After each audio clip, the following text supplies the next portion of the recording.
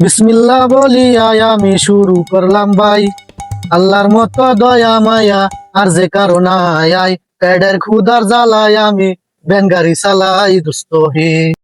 সারাদিন ভ্যান চালাইয়া আমি 500 করি কামাই, 500 টাকা দিয়াই আমার সংসার চালানো হয়েছে বড় দায় বন্ধু হে। এই যে ভাই অটো গাড়ি যাইবা বাজার করি হ, গবাকুড়ি বাজারে যাইবার পারি, কিন্তু ভাড়া পড়বো 1 পুরি।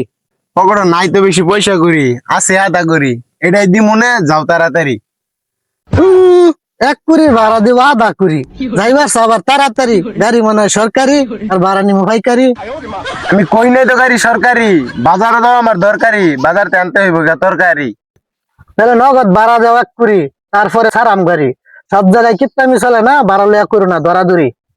ভাঙ্গাচোরা গাড়ি নিয়া যে কামাই করছো এটা আমার একদিনের চা খাওয়ার খরচ, আবার কিপটামি মারাইছো। বাপের কাছ থেকে 10 টাকা নিয়ে কিনে খাই আকিস বিড়ি, বড় বড় কথা কই আবার দেখাই বাহাদুরি। এখন বেশি করতেছো কিন্তু খুব বাড়াবাড়ি, সাবধানে চালায় গাড়ি নাইতে খবর করে দিব সরাসরি।